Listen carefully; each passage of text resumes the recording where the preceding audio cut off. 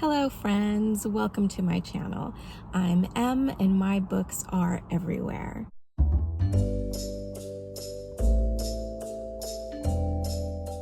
I'm heading to Southern California, so it's time for another traveling book tag, and this is the mid-year freak-out book tag. Number 1, what is the best book you've read so far this year? And that's going to be The Blue Castle by L.M. Montgomery. So I am not a stranger to L.M. Montgomery. I have enjoyed her Anne series and Emily series, but this was a surprise for me this year. I just love it, and it is now one of my favorite books of all time. This is the story of Valancy Sterling, who gets some news that changes the way she lives her life. It's just such a great story. I've talked about it in other of my videos that I'll link down below, but this is my favorite book so far this year. Number 2 is the best sequel. So that is going to be The Man Who Died Twice. And this is, so far this year, I've been rereading a lot. And so this was a reread for me. So it wasn't like a surprise sequel to me.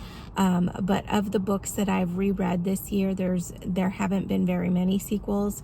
This is book 2 in the Thursday Murder Club series, which I absolutely love. And this is a book where Elizabeth's past comes back to haunt her in the form of a person that she used to work with before when she was a spy, and it just kind of upends the lives of all the people that are living in that retirement community. And we get to visit those characters again, so it was so wonderful to revisit that story and those characters again from the Thursday Murder Club. Number 3 is my favorite reread, and again, mostly what I did the first half of this year was just reread a lot of my favorite books. I am going to choose Marple, 12 New Mysteries, and these are by various contemporary authors that write in the mystery and crime fiction genre.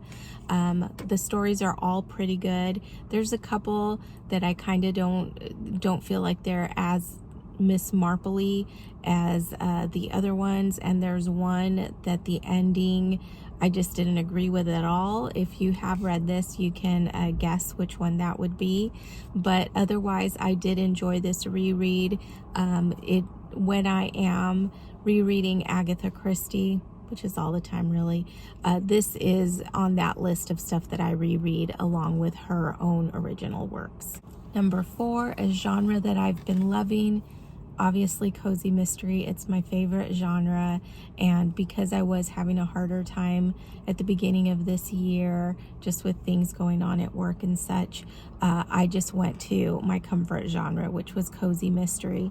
But I did also read some Regency romances, and it did remind me that that's another one of my favorite genres. The Regency romances that I read this year have been new to me. Yeah, just the fact that it was a Regency romance, that was a comfort also. So those were my 2 favorite genres so far this year, cozy mystery and Regency romance. Number 5, a new release I haven't read yet but want to, and that is going to be Every Hour Until Then by Gabrielle Meyer. I purposely have started rereading the other books in the series to get ready for this one. I haven't been watching any reviews or reading the synopsis because I really kind of want to go into that book blindly, just having the prior books reread when I get to that one. So I'm still working my way through those, and then as soon as I've reread book 4, then I will go ahead and read Every Hour Until Then. Number 6 is my most anticipated release for the second half of the year, and that is going to be The Impossible Fortune by Richard Osman, and that is going to be the latest book in the Thursday Murder Club series. So you already know I love that series so much and can't wait for this new installment. And again, I want to go into that kind of not knowing, so I haven't read the summary, synopsis, or anything really that talks about what that book is about, because yeah, I just want to go in and just let it all hit me fresh. Number 7, the biggest disappointment this year. This is not the biggest disappointment this year. This is a great book by Aldridge, and this is Marple, Expert on Wickedness. It basically is a behind-the-scenes story of all of the Marple stories that Agatha Christie has written. It has a lovely introduction by Lucy Foley. This is a great book. The disappointment for me was the audiobook. I just didn't get along with the reader, and granted, I did only give it a few minutes before I ditched it in favor of the physical copy. You may get along with that reader better. I'm not saying she did a bad job, just I couldn't get on with it. So I enjoyed this as a physical book. The audiobook, though, was the disappointment for me. Number 8, the biggest surprise. And that's going to be A Dangerous Alliance, an Austentacious romance. And the surprise in here is that there were points in the story where I thought the author was headed in a certain direction, and I thought it was going to be a little bit grim and dark for me, but the author just like kind of turned it around. So things were alluded to, and there were situations that did happen, but they weren't like dwelt on in the story, and the way that the author handled it was a very pleasant surprise for me. I talked about this in another one of my videos, and I'll see if I can link that one down below. But yes, this was a YA proper romance, very Jane Austen heavy, lots of allusions to Jane Austen's characters. It was so fun because one of the characters, so the main character in this, she's a big fan of Jane Austen, and she has been comparing the people in her life to various Jane Austen characters. And so there's a guy that she meets, and it's like, oh, could he be Mr. Darcy? And then it's like, oh no, he's Wickham. And then it's like, oh no, he's Willoughby. So it's just so good. I love this, and this is definitely one that I would recommend to any teenager and up that loves Jane Austen or that just loves a fun romance. Number 9, a favorite new author, and this is a new to me author. So this is Elizabeth Enright, and she wrote a book called The Saturdays, and it's the start of a little series, and it's like a children's series from way back when, and it is such a great book. That was the first time that I had when I read The Saturdays for a book club earlier this year, was the first time that I had come across this series or this author, and I just love the writing style so much, and it felt nostalgic, and even though it wasn't a book that I grew up with, it felt like the other books that I read when I was a child. And one more for this first half of my trip here, number 10, newest fictional crush. So I'm going to cheat a little on this because, again, most of the books that I read this year were rereads. And in the newer books that I read this year, there wasn't a particular hero that like captured my fancy. But I did reread Passenger to Frankfurt by Agatha Christie. It's not one of my favorite Christies, but it's a fun one in its way. And the main character there is Sir Stafford Nye.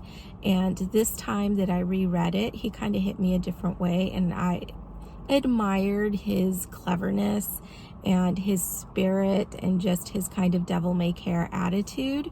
So I'm going to count him as my newest fictional crush. All right, guys, I will see you when I'm closer to my destination for the final questions. I'm back, and I'm actually at my sister's house. So I did the whole road trip because traffic was really bad. So I thought if I got off the road, it was just going to take me longer to get here. And family first, right? So I was trying to get here as soon as I could. And then when I walked in the door, my sister was ready to have dinner. So we ate. Now they're in another part of the house, and I have some time to finish up this tag, so let's get to it. Number 11, new favorite character. So I'm going to go back to Dangerous Alliance, and Lady Victoria Aston was the funnest character. I loved how she saw Jane Austen characters and everybody around her, and how She herself was very much a Jane Austen heroine. I just love this book and I loved her character, so she's my new favorite one. Number 12 is a book that made me cry. And this, even though it was a reread, When the Day Comes by Gabrielle Meyer, I didn't think it would make me cry the second time since I already knew what happened. I thought I could just read it, but again, it brought the tears on. Not, I think, as much as the first time, but still, I don't tend to read books that make me cry, or the books that I choose aren't usually such that would make me cry, but I love this story, and reading it again still brought the tears on. Number 13, a book that made me happy. And I'm going to cheat just a tiny little bit on this. I'm going to say Howl's Moving Castle by Diana Wynne Jones. And the reason this is kind of a cheat is because I didn't actually finish it until I think July 1st. But right from the start, it like got me going. I had the biggest smile on my face throughout much of this read. I did start listening to it as an audiobook and it hooked me, but it got to the point where the audio wasn't going fast enough and I needed to know what happened. So I stopped at the bookstore and got a copy so that I could finish reading it physically, because yeah, it just like was really making me happy. And this book is not going to be in my possession much longer. I'm going to be leaving it here at my sister's house for my niece and nephews to read because I think it's a good one. And number 14 is The Most Beautiful Book that you've received or have purchased. And I am going to say this edition of Pride and Prejudice. Now, this is the book that I chose to read for Jane Austen July, and I found this copy at Half Price Books, and I thought it was really nice looking. It has these gorgeous end papers, and it has sprayed edges. So this is the most beautiful book that I have acquired in the first half of this year. I forgot to film number 16. These are books that I need to read by the end of the year, and these are mostly for book clubs that I'm in.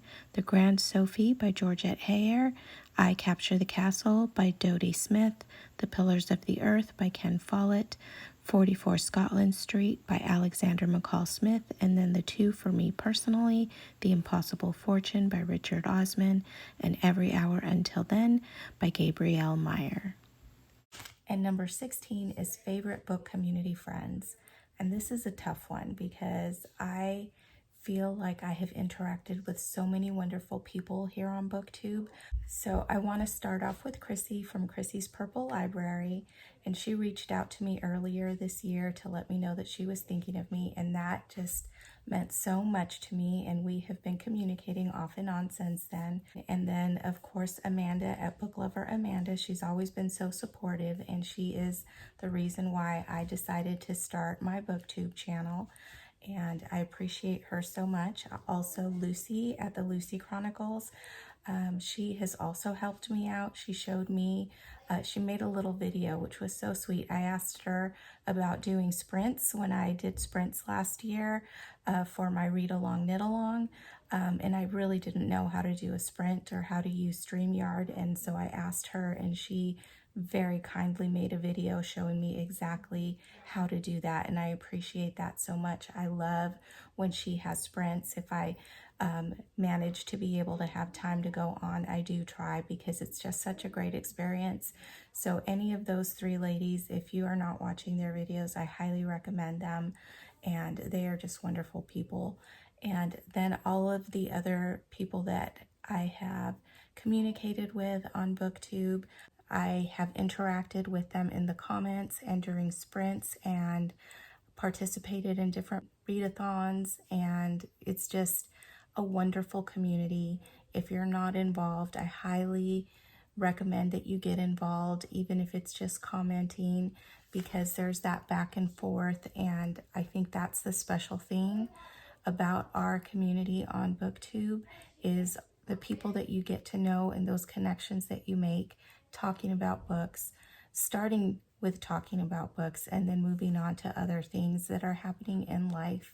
It's my favorite part of BookTube, and I thank everyone that comments on my videos or that responds to my comments on their videos. I think it's a wonderful thing, and yeah, I love it. And that's my mid-year freak out book tag.